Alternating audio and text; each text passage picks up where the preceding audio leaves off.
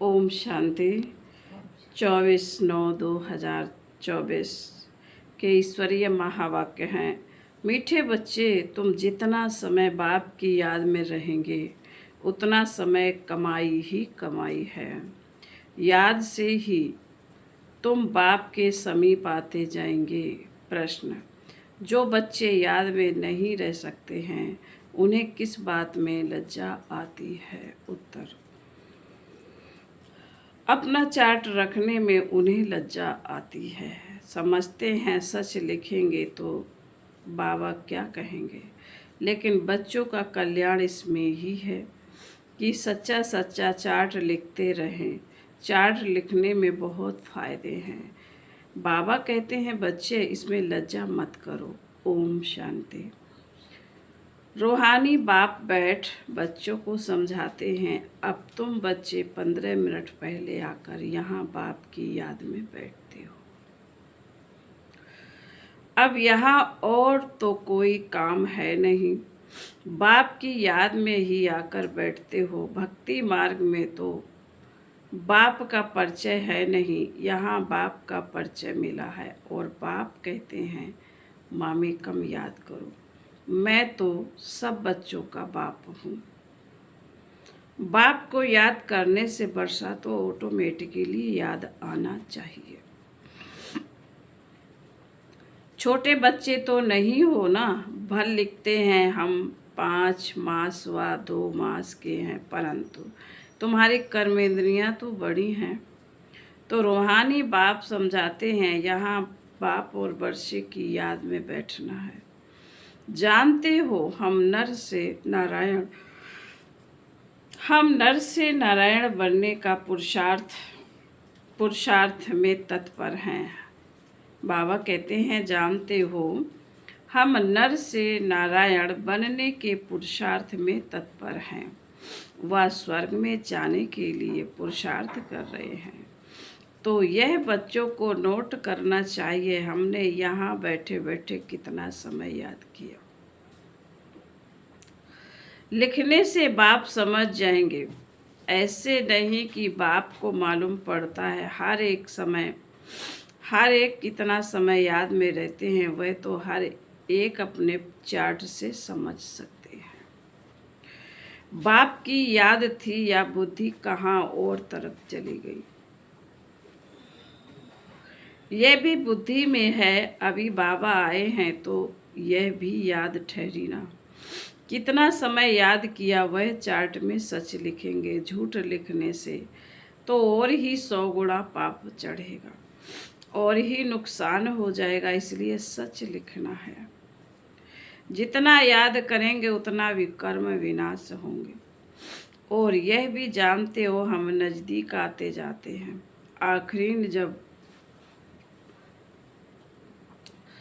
आखिरीन जब याद पूरी हो जाएगी तो हम फिर बाबा के पास चले जाएंगे। फिर पढ़ाई कोई तो झट नई दुनिया में आकर पार्ट बजाएंगे।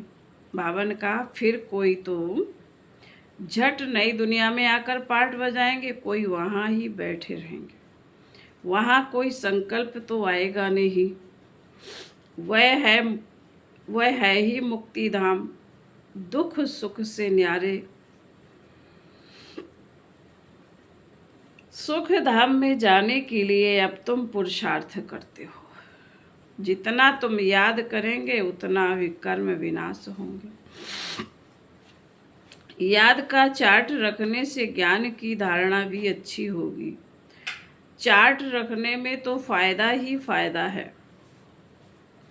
बाबा कहते हैं चार्ट रखने में तो फायदा ही है। बाबा जानते हैं याद में ना रहने के कारण लिखने में लज्जा आती है।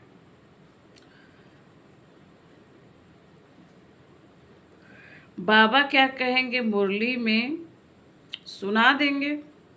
बाप कहते हैं इसमें लज्जा की क्या बात है, दिल अंदर हर एक समझ सकते हैं। हम याद करते हैं व नहीं। कल्याणकारी बाप तो समझाते हैं नोट करेंगे तो कल्याण होगा। जब तक बाबा आए उतना समय जो बैठे उसमें याद का चार्ट कितना रहा, फर्क देखना चाहिए। प्यारी चीज को तो बहुत याद किया जाता है। कुमार कुमारी की सगाई होती है तो दिल में एक दो की याद ठहर जाती है, फिर शादी होने से पक्की हो जाती है। बिगड़ देखे समझ जाते हमारी सगाई हुई है। अभी तुम बच्चे जानते हो कि शिव बाबा हमारा बेहद का बाप है। भल देखा नहीं है परंतु बुद्धि से समझ सकते हो। वह बाप अगर नाम रूप से न्यारा है तो फिर पूजा किसकी करते हो, याद क्यों करते हो। नाम रूप से न्यारी बेअंत तो कोई चीज होती नहीं। जरूर चीज को देखा जाता है तब वर्णन होता है। आकाश को भी देखते हैं ना, बेअंत कह नहीं सकते। भक्ति मार्ग में भगवान को याद करते, हे भगवान तो बेअंत थोड़े ही कहेंगे। हे भगवान कहने से तो झट उनकी याद आती है। तो जरूर कोई चीज है। आत्मा को भी जाना जाता है, देखा नहीं जाता है। सब आत्माओं का एक ही बाप होता है, उनको भी जाना जाता है। तुम बच्चे जानते हो बाप आकर पढ़ाते भी हैं। आगे यह मालूम नहीं था कि बाप की पढ़ाते भी हैं। श्री कृष्ण का नाम डाल दिया। श्री कृष्ण तो इन आँखों से देखने में आता है, उनके लिए तो बेअंत नाम रूप से न्यारा कह न सके। श्री कृष्ण तो कभी कहेंगे नहीं माँ में कम याद करो, वह तो सम्मुख हैं, उनको बाबा भी नहीं कहेंगे। माताएं तो श्री कृष्ण को बच्चा समझ गोद में बिठाती हैं। जन्माष्टमी पर छोटे श्री कृष्ण को झुलाएंगे, क्या सदैव छोटा ही है। फिर रास विलास भी करते हैं तो जरूर थोड़ा बड़ा हुआ, फिर उनसे बड़ा हुआ, वह क्या हुआ कहाँ गया किसी को भी पता नहीं। सदैव छोटा शरीर तो नहीं होगा ना। कुछ भी ख्याल नहीं करते हैं। यह पूजा आदि की रस्म चली आती है, ज्ञान तो कोई में है नहीं। दिखाते हैं श्री कृष्ण ने कंसपुरी में जन्म लिया। अब कंसपुरी की तो बात ही नहीं, कोई का भी विचार नहीं चलता है। भक्त लोग तो कहेंगे श्री कृष्ण हाजरा हजूर है। फिर उनको स्नान भी कराते हैं, खिलाते भी हैं। अब वह खाता तो नहीं है, रखते हैं मूर्ति के सामने और खुद खा लेते हैं। यह भी भक्ति मार्ग हुआ ना। श्रीनाथ जी पर इतना भोग लगाते हैं, वह तो खाता नहीं, खुद खा जाते। देवियों की पूजा में भी ऐसे ही करते हैं, खुद ही देवियां बनाते हैं, उनकी पूजा आदि कर फिर डुबो देते हैं। जेवरात आदि उतार कर डुबोते हैं। फिर वहाँ तो बहुत रहते हैं,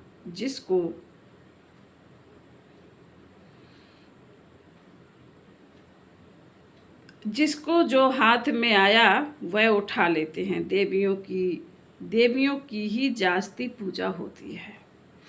लक्ष्मी और दुर्गा दोनों की मूर्तियां बनाते हैं। बड़ी मम्मा भी यहाँ बैठी है, बड़ी मम्मा भी यहाँ बैठी है ना, जिसको ब्रह्मपुत्रा भी कहते हैं। समझेंगे ना कि इस जन्म और भविष्य के रूप की पूजा कर रहे हैं। कितना वंडरफुल ड्रामा है। ऐसी ऐसी बातें शास्त्रों में आ ना सके। यह है प्रैक्टिकल एक्टिविटी। तुम बच्चों को अब ज्ञान है, समझते हो। सबसे जास्ती चित्र बनाए हैं आत्माओं के। जब रुद्र यज्ञ रचते हैं तो लाखों शालिग्राम बनाते हैं। देवियों के कब लाखों चित्र नहीं बनाएंगे। वह तो जितने पुजारी होंगे उतनी देवियां बनाते होंगे। वह तो एक ही टाइम पर लाख शालिग्राम बनाते हैं। उनका कोई फिक्स दिन नहीं होता है, कोई मुहूर्त आदि नहीं होता है। जैसे देवियों की पूजा फिक्स टाइम पर होती है, सेठ लोगों को तो जब ख्याल में आएगा कि रुद्र या शालिग्राम रचे तो ब्राह्मण बुलाएंगे। रुद्र कहा जाता है एक बाप को, फिर उनके साथ ढेर शालिग्राम बनाते हैं। सो सेठ लोग कहते हैं इतने शालिग्राम बनाओ। उनकी तिथि तारीख कोई मुकर्रर नहीं होती, ऐसे भी नहीं कि शिव जयंती पर ही रुद्र पूजा करते हैं, नहीं, अक्सर करके शुभ दिन बृहस्पति को ही रखते हैं। दीपमाला पर लक्ष्मी का चित्र थाली में रखकर उनकी पूजा करते हैं, फिर रख देते हैं। वह है महालक्ष्मी। युगल है ना। मनुष्य इन बातों को जानते नहीं। लक्ष्मी को पैसे कहाँ से मिलेंगे? युगल तो चाहिए ना। तो यह लक्ष्मी नारायण युगल है। नाम फिर महालक्ष्मी रख देते हैं। देवियां कब हुई, महालक्ष्मी कब होकर गई, यह सब बातें मनुष्य नहीं जानते। तुमको अब बाप बैठ समझाते हैं। तुम्हारे में भी सबको एक रस धारणा नहीं होती। बाबा इतना सब समझा कर फिर भी कहते हैं शिव बाबा याद है, वर्षा याद है। मूल बात है यह, भक्ति मार्ग में कितना पैसा वेस्ट करते हैं। यहाँ तुम्हारी पढ़ाई भी वेस्ट नहीं होती। तुम सर्विस करते हो साल्वेंट बनने के लिए। भक्ति मार्ग में तो बहुत पैसे खर्च करते हैं। इन साल्वेंट बन पड़ते हैं, सब मिट्टी में मिल जाता है। कितना फर्क है। इस समय जो कुछ करते हैं वह ईश्वरीय सर्विस में शिव बाबा को देते हैं। शिव बाबा तो खाते नहीं हैं, खाते तुम हो। तुम ब्राह्मण बीच में ट्रस्टी हो। ब्रह्मा को नहीं देते हो, तुम शिव बाबा को देते हो। कहते हो बाबा आपके लिए धोती कमीज लाई हूँ। बाबा कहते हैं इनको देने से तुम्हारा कुछ भी जमा नहीं होगा। जमा वह होता है जो तुम शिव बाबा को याद कर इनको देते हो। फिर यह तो समझते हो ब्राह्मण शिव बाबा के खजाने से ही पलते हैं। बाबा से पूछने की दरकार नहीं कि क्या भेजूं, यह तो लेंगे नहीं, तुम्हारा जमा ही नहीं होगा। अगर ब्रह्मा को याद किया तो ब्रह्मा को तो लेना है शिव बाबा के खजाने से, तो शिव बाबा ही याद पड़ेगा। तुम्हारी चीज़ें क्यों लेवी, बीके को देना भी रोंग है। बाबा ने समझाया तुम कोई से भी चीज़ लेकर पहनेंगे तो उनकी याद आती रहेगी। कोई हल्की चीज़ है तो उनकी बात नहीं, अच्छी चीज़ तो और ही याद दिलाएगी। फलाने ने यह दिया है, उनका कुछ जमा तो होता नहीं, तो घाटा पड़ा ना। शिव बाबा कहते हैं मामी कम याद करो। मुझे कपड़े आदि की दीदार नहीं है, दरकरार नहीं है। बाबा ने कहा मुझे कपड़े आदि की दरकरार नहीं है। कपड़े आदि बच्चों को चाहिए, वह शिव बाबा के खजाने से पहनेंगे। मुझे तो अपना शरीर है नहीं। यह तो शिव बाबा के खजाने से लेने के हकदार हैं, राजाई के भी हकदार हैं। बाप के घर में ही बच्चे खाते पीते हैं ना। तुम भी सर्विस करते हो, कमाई करते रहते हो। जितनी सर्विस बहुत उतनी बहुत कमाई होगी। खाएंगे पिएंगे और शिव बाबा के भंडारे से खाएंगे पिएंगे, शिव बाबा के भंडारे से। उनको नहीं देंगे तो जमा ही नहीं होगा। शिव बाबा को ही देना होता है। बाबा आपसे भविष्य 21 जन्मों के लिए पद्म पति बनेंगे। पैसे तो खत्म हो जाएंगे, इसलिए समर्थ को हम दे देते हैं। बाप समर्थ है ना, 21 जन्मों के लिए वह देते हैं। इनडायरेक्ट भी ईश्वर अर्थ देते हैं ना। इनडायरेक्ट में इतना समर्थ नहीं है। अभी तो बहुत समर्थ है क्योंकि सम्मुख है। वर्ड अलमाइटी ऑथोरिटी इस समय के लिए हैं। अर्थ ईश्वर अर्थ कुछ दान पुण्य करते हैं तो अल्पकाल के लिए कुछ मिल जाता है। यहाँ तो बाप तुमको समझाते हैं, मैं सम्मुख हूँ, मैं ही देने वाला हूँ। इसमें भी शिव बाबा को सब कुछ देकर सारे विश्व की बादशाही, इसने भी शिव बाबा को सब कुछ देकर सारे विश्व की बादशाही ले ली है ना। ये भी जानते हो इस व्यक्ति का ही अव्यक्त स्वरूप में साक्षात्कार होता है। इसमें शिव बाबा आकर बच्चों से बात करते हैं। कभी भी यह ख्याल नहीं करना चाहिए हम मनुष्य से लेवें, बोलो शिव बाबा के भंडारे में भेज दो, इनको देने से तो कुछ नहीं मिलेगा और ही घाटा पड़ जाएगा। गरीब होंगे करके 3-4 रुपए की कोई चीज तुमको देंगे, इनसे तो शिव बाबा के भंडारे में डालने से पदम हो जाएगा। अपने को घाटा थोड़े ही डालना है। पूजा अक्सर देवियों की होती है, क्योंकि तुम देवियां ही खास निमित्त बनती हो ज्ञान देने के। भले गोप भी समझाते हैं, परंतु अक्सर करके तो माताएं ही ब्राह्मणी बन रास्ता बताती हैं। इसलिए देवियों का नाम जाचती है, देवियों की बहुत पूजा होती है, यह भी तुम बच्चे समझते हो। अल्पकाल हम पूज्य थे, पहले हैं। बाबा कहते हैं आधा कल्प हम पूज्य थे, पहले हैं फुल पूज, फिर सेमी पूज, क्योंकि 2 कला कम हो जाती है। राम की डिनाइस्टी कहेंगे त्रेता में, वह तो लाखों वर्ष की बात कह देते हैं तो उनका कोई हिसाब ही नहीं है। बाबा ने कहा वह तो लाखों वर्ष कह देते हैं तो उनका तो कोई हिसाब ही नहीं हो सकता। भक्ति मार्ग वालों की बुद्धि में और तुम्हारी बुद्धि में कितना रात दिन का फर्क है। तुम हो ईश्वरीय बुद्धि, वह है रावण की बुद्धि। तुम्हारी बुद्धि में है कि यह सारा चक्र ही 5000 वर्ष का है, जो फिरता रहता है। जो रात में है वह कहते हैं लाखों वर्ष है, और जो दिन में है वह कहते हैं 5000 वर्ष है।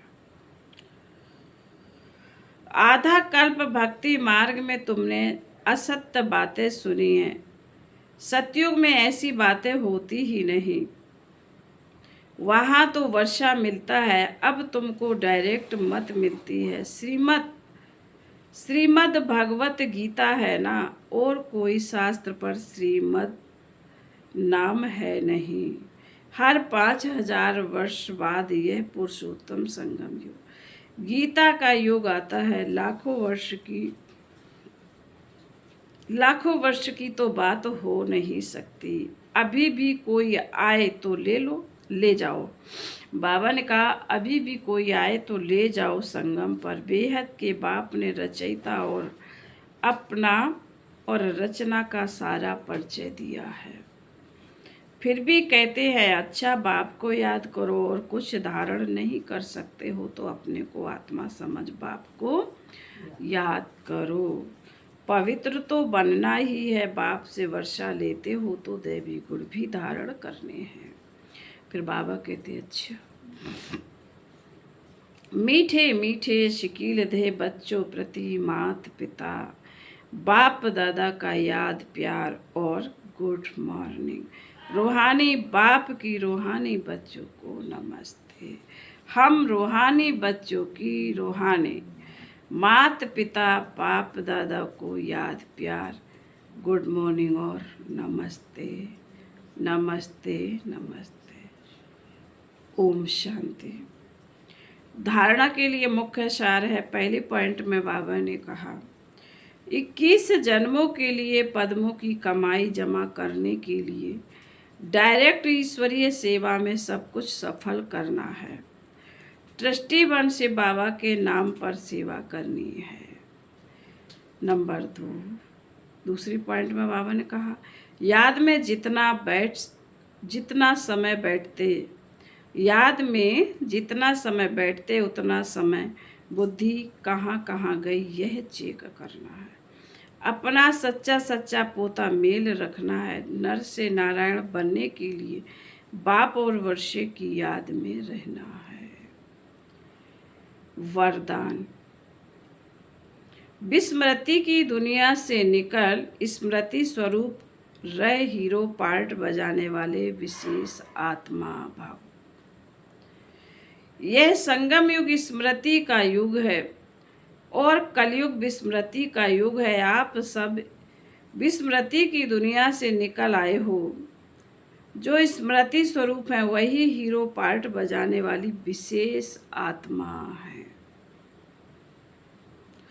इस समय डबल हीरो हो, एक हीरे समान वैल्यूबल बने हो, दूसरा हीरो पार्ट है। तो यही दिल का गीत सदा बजता रहे कि वह मेरा श्रेष्ठ भाग्य। जैसे देह का एक्यूपेशन याद रहता है, ऐसे ये अविनाशी एक्यूपेशन कि मैं श्रेष्ठ आत्मा हूँ याद रहे, तब कहेंगे विशेष आत्मा। स्लोगन, हिम्मत का पहला कदम आगे बढ़ाओ तो बाप की संपूर्ण मदद मिलेगी। ओम